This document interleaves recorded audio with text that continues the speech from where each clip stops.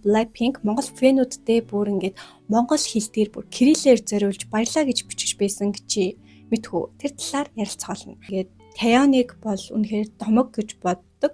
Мөн дээрэс нь би Girls' Generation хамтлагийн фэн уулзалтанд ерөөхдөө явдаг. Тэг Монголд иймэрхүү фэн уулзалт ерөөхдөө ямар хуу явагддаг талаар юм бичлэгнээс үзэж болно. За. Супер мини.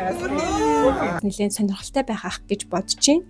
За тэгээд бичлэг нь эхлэхээс өмнө лайк дараарай, subscribe дараарай. Эхлээд Blackpink хамтлагийн талаар эхлээд яриа гэж бодож байна. Гэтэ Blackpink бол сая 9 жилийн ойн баяраа тэмдэглэхдээ бүгдээрээ ерөөхдөө Instagram дээр мэд хүргэсэн. Тэгээ Blackpink ерөөхдөө бол Instagram-аар мэдээлэл хүргэдэг. Эсвэл аль бие усны тийм видео бэлтцсэн байдаг.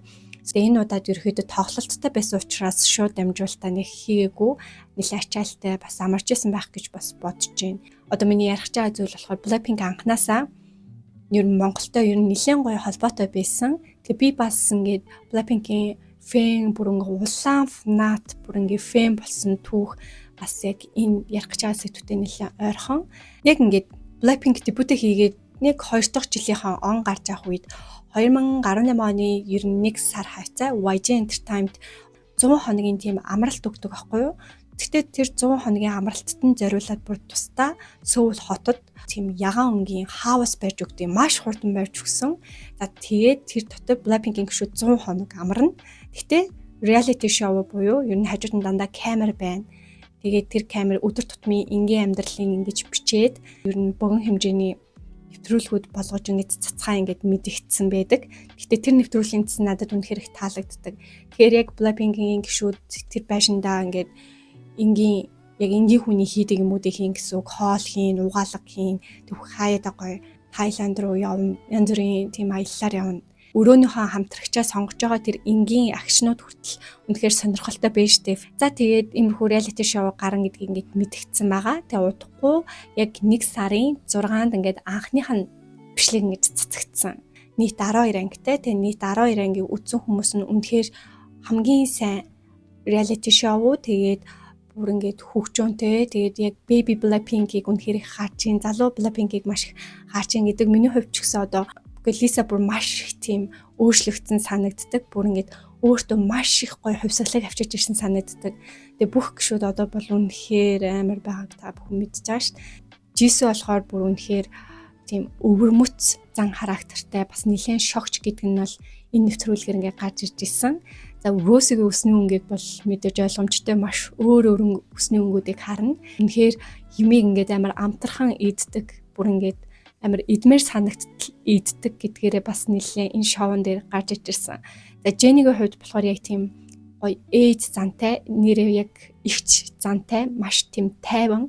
Ерөөхдөө энгийн амьдралынхаа хэм маяг нь ерөөхдөө тийм тайван хүн байд юм бэлээ. Тийм чийлрэх дуртай, тэг хоол туших дуртай. Тэгээд ер нь бол гişүүдтэй маш хоол хийж ер нь ахлах тоогоо ч нэлээд хийж исэн. Анхны reality show цацагдаад 2 дугаар анги гарахаас өмнө буюу 1 сарын 12-нд бас нэгэн мэдээлэл орсон байгаа. Тэр болохоор Blackpink-ийн 98.4 сая дагагчтай YouTube цовог дээр нь талархлын видео орсон байгаа. Тэрэн дээр одоо Blackpink House гэдэг шоуг үзсэн улс орнуудыг ингээд чагсаагаад, улс орны фэнүүдийн чагсаагаад хамгийн их үзэлттэй фэнүүдэд нь бүр ингээд тусгаалan тухайн хэлийнх нь бүр бичиглэл, аль бие усны хэл, аль бие усных нь бичиглэлээр ингэж баярлаа гэдэг тийм богино хэмжээний контент ингэж оруулсан байдаг. Энэ одоо Blackpink-ийн пэйж дээр бол байж байгаа. —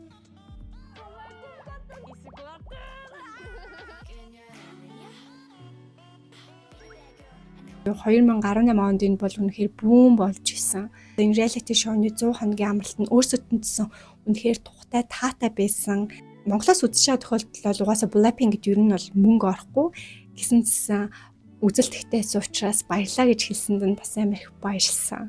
Өмнө Blackpink хамтлагт дуртай байсан Blink гэж нэрлэгддэг байсан бол одоо бүр жинкнээс хайртай болсон, одоо салшгүй нэг хэсэг болсон үе маань болохоор яг энэ зүйлтэй амар холбоотой. Тэгээ Blackpink-ийг 2016 онд дебют хийж яхад нь үнэхээр шинэлэг гэдгийг мэдээд тэгээ бүр үнэхээр супер ингээд насан туршийн одоо Blink байхаа би яг энэ шоу нэвтрүүлгээ шийдсэн гэсэн үг. Тухайд би яг 1-р курсын оюутан болж исэн.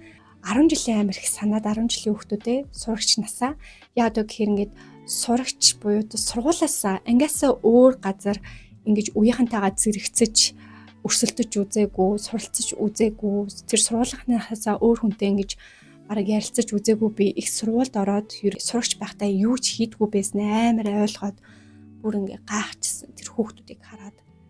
Тэгээд нэг л сурч чадахгүй, тэдэртэй өрсөлдөж бас сургуулаа төгсөж чадахгүй гэж амирх бодоод сургуулаасаа гарыг гэж амирх бодоод бүр ингээ сэтгэл зүйн хямралд ингээ орж исэн заяа.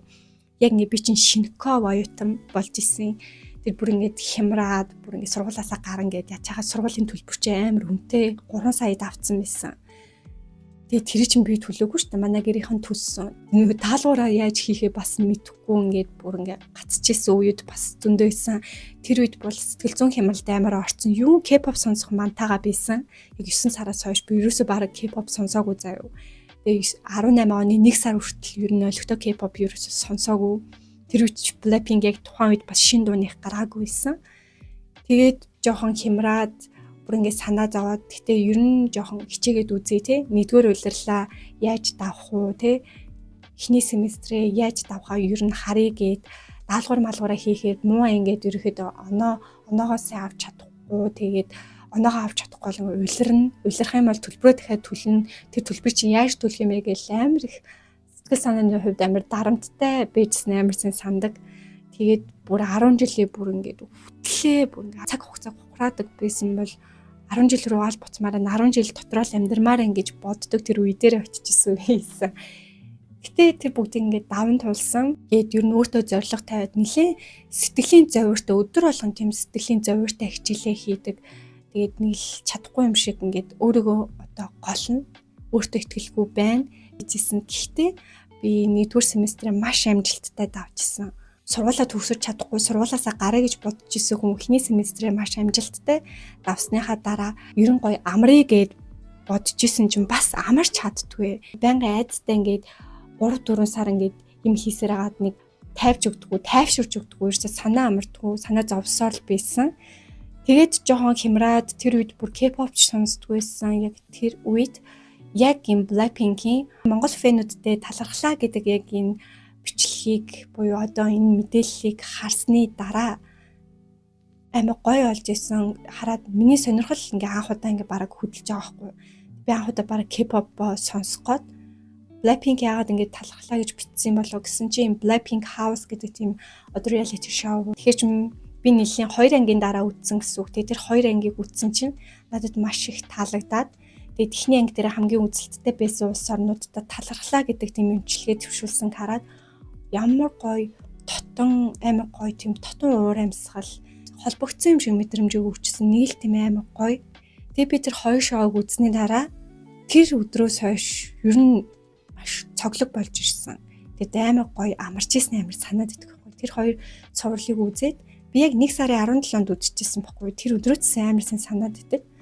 Яг энэ мэдээг уншсны дараа тэр 2 шоуг үзээд тэгээд амар гоё санагдаад тэгээд амар 50 унтаад маргаашнаас нэлийн цоглог болж ирснээр сандаг. Бол миний үзэгчид бол бас нэлийн 10 жилийн хүүхдүүд бас байдаг. Тэгээд 10 жилийн маш их хайрлах хэрэгтэй. Тэгээд 10 жилдээ сурах ёстой зүйлүүдэдсэн бүгдийн сайн сурах хэрэгтэй. За оюутан үе рүү яг шилждэг мөч бол угаасаа тийм 10 жилийн сандаг хямрал гэдэг тийм бүр нэршил хөтөл байд юм лээ. Би бүр сүулдэ зарим багш нар бүр 10 жилийн угаасаа санаад хүүхдүүд хямраад идэм аа гэд бүр хэлчихсэн. Яг би тэрийг бүр гүн гүнзгийгаараа мэдчихсэн. Бүгдийг амар гоё байдлаар энэ хичээл даалгаврыг би талтаа гоё даваарай. Тэгээ гоё бас хичээл амар сайн хийхийг хүсдэг, юм сурахыг хүсдэг хүмүүстэй найзлаарай гэж хэлмээр байна. Тэгээ тэр мөчөөс хойш ерөөсө Blackpink-ээс би салхаа байсан байт юм аа. За тэгээд линкчүүдтэй ой баярын мэд хүргье. За дараагийн хамтлаг бол Girls' Generation хамтлаг сая 18 жилийн байгаа хөгтөж байгаа. За миний Blackpink-ийн өмнө би ингээд Girls' Generation хамтлагт маш хайртай болж ирсэн. Ингээд Taeyeonыг бол үнэхээр домог гэж боддог. Бүр SM Entertainment-ийг хүртэл SM Kim Taeyeon гэж бүр хочилдог. Тэгээд Girls' Generation буюу миний хайрт хамтлагийн 18 жилийн баяр болсон. Багасаа ер нь сонсч ирсэн ч 2015 онд яг үнэн ч шүтэн бишгч нь болж исэн.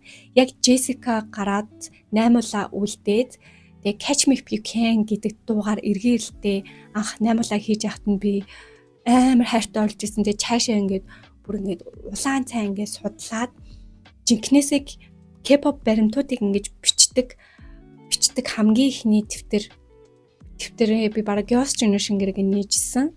За тэрний өмнө бас дахиад нэг октын хамтлагт бүр ингээд гүнээ дурлжсэн.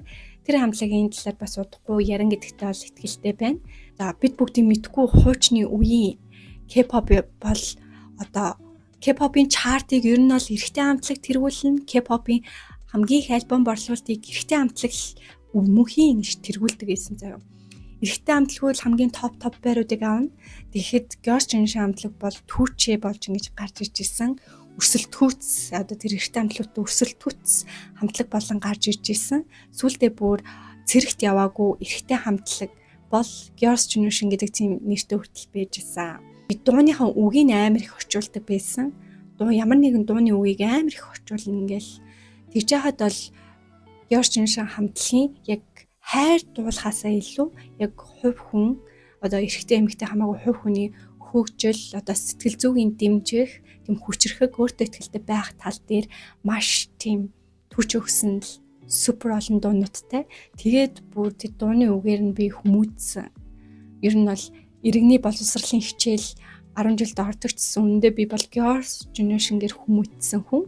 Үнэхээр их дэмжсэн бас үнэхээр их сэтгэлд минь ордог супер олон дуунуудтай. Тэгээд энэ 18 жилийн яг юугаар болохоор ингээд эргээ ирэлт хийх чагаа, алин тоглолт хийх чагаа гэсэн мэдээллүүд ерөөхдөө цацагдж байгаа. Тэн дээр бас маш их хүлээлттэй байна. 2023 онд анх Girls' Generation-гийн ийм фэн уулзалтанд би ингээд анх удаа очиж исэн. Тэгээд дахиад ингээд хоёр дахь удаага бид нэр ингээд уулзж байгаа. Анх удаа яг өөршгөө ингээд тийм K-pop үнэхээр дуртай тийм хүмүүстэй анх 2023 онд уулзж исэн. Тэ бүр караоке орж исэн оройн нь бүр гайхалтай бүр мэддэг бүх дуунуудаа бид нар түүж бүр 2 цаг гаруй дуулсан байгаа. Бүр танилцсан. За энэ удаад ерөөхдөө эсвэл уулзсан. Энд бүр 2 эрэгтэй фэн байгаа. Нэг фэн бүр ингээд зохион байгуулагчин хийдэг, үргэлж зохион байгуулагчин хийсээр ирсэн.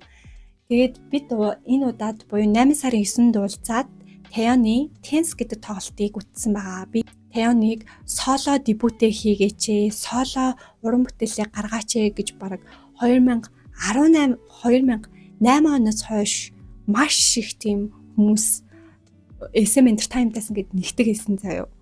Гэхдээ Taeyeon ерөөхдөө бол соло дебютээ 2015 онд I гэдэг дугаараа бол хийж исэн. Яг тэр хүртэл барьж исэн зүйл нь бас намайг амар их баярлуулдаг. Яагаад вэ гэхээр одоо ганцаараа соло дебютээ хийгээ явчих юм бол Girls' Generation гэдэг хамтлагийн одоо нэр хүнд буурах гад уннаа тий унж магадгүй.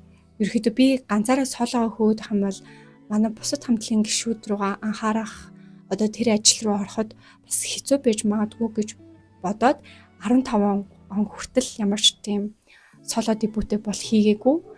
Тэгээд маш хүчтэй дугаараа гарч ирсэн. Тэгээд удахгүй бас соло дебютээ хийсний 10 жилээ бас болох байгаа. Энэ 10 сард 2 цаг 40 минутын тоглолтыг бид нэр ингээд кафе байнга ордог кафе аваад түрээслээд тэгээд үтсэн байгаа. Тийм ээ. Их түнэр амар байна те юу тайз маяг. Оо тайз.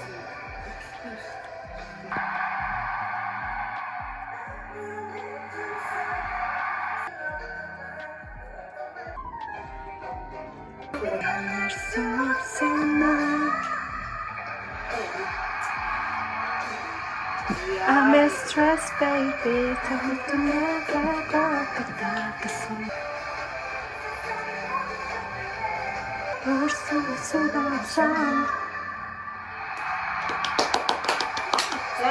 Тэгсэн чинь би нэг шинэ юм мэдэж авсан. Confetti гээд өнгөлөг цаас ингээ бууддаг штэ. Би тэрийг зүгээр ингээд өнгөлөг цаас ингээл хөөрхөн тийм салют юм болов уу гэж бодож исэн чинь зарим нь бас өөр идэм билээ.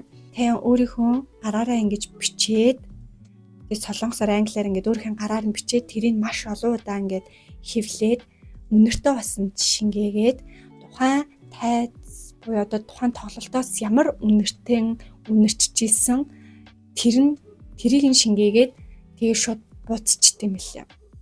Wi-Fi фэн зоонууд тэр бичгтээ цаасын түүж аваад тэгээд түлхүүрний оосор мосор хийгээд зарах үедээ ингээд шууд алаад ингээд зарчдаг. Би тэрийг ингээд анхудаа сая ингээд мэдэж авсан. Тэг хамгийн гайхалтай нь Солонгос тоглолтоо үзчихсэн нэг хүн бүр ингээд биднэр лөө ингээд яг Тэоны сөүл хийсэн тоглолтын үнэртэй бастай тийм цаасыг гэлгууртанд хийгээд өгсөн байсан. Яг тэр үнэр нь үнэрчжсэн гээл бод. Тэг бүгд ингээд үнэрлээд бүр аим гойсон.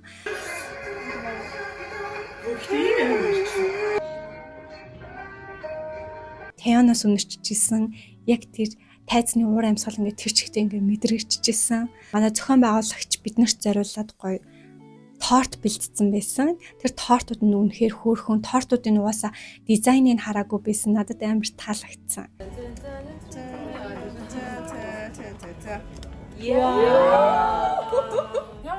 Супер мини. 아무 내지 좀 거지. Юм өгч нөө гэж. Ээж яаж идэх юм болж байна? Тэгээд нүүр дүүрийн. Oh my god. Чи хоёр мөр. Чиний блогийг хэлэх юм байна да бид нэр. Тав хэр бол 좀 мэдэх асуудлуудыг нэг шүү. Яг яач вэ? агасаа гарсан. Тэр чинь тэгтээс яг тэр чинь нэг 8-9 сард нь ингээд гэрээ хийж байгаа ш тэгээд чинь. Тэр чинь гүрэн дотор надад амар хасан анарх одоо манай хэд юм яах вэ? Гэрээгээ яахаа би энэ та. Би гэрээгээ дагамаа. Альбомуудаа бас авчиж ирсэн. Нэг охин бүр 5-аас илүү альбом аваад ирсэн байсан. Би тэр альбомуудыг бүгдийг ингээд үзээд тэгээд гоё бичлэг хийсэн байгаа. Тэгээд альбомныхын талаар бас сонирхолтой мэдээллүүдийг хүргэе гэж бодож байна. Тэгээд би Girls' Generation-гийн хамтлагийн талаар ингээд цуврал видео ер нь хийх болсон аль биесээр мэдэгдэж байна. Намайг ямар их дуртай байсан гэдгийг ингээд энэ бичлэгнээс баг зэрэг мэдсэн байх. Тэгээд би цаашаа илүү их ингээд өршүүлье гэж бодож байгаа. Тэгээд за энэ альбом бол 2022 оны 8 сарын 5-нд гарсан 15 жилийн баяртай зориулсан альбом байгаа. 15 жилийнхаа хийж байгаа хамтлаг хөгжмийн нэвтрүүлэгт 15 нас ч хүрээгүй хамтлагтай өрсөлдсөн байдаг. 2022 онд New Jeans хамтлагтай өрсөлдсөн байдаг. Тэгэд ерөөдөө Girls' Generation хамтлагийг дуу хоолойны бурхад гэж хүртэл орчилдог байгаа. За хоёр дахь альбом нь болохоор Үйл ирж байна буюу Зул сарын холбогдолтой Тэоны 3 дахь мини альбом байгаа. 2017 оны 12 дугаар сарын 12-нд гарсан Тэоны анхны бөгөөд одоогийн цор ганц Зул сарын холбогдолтой альбом.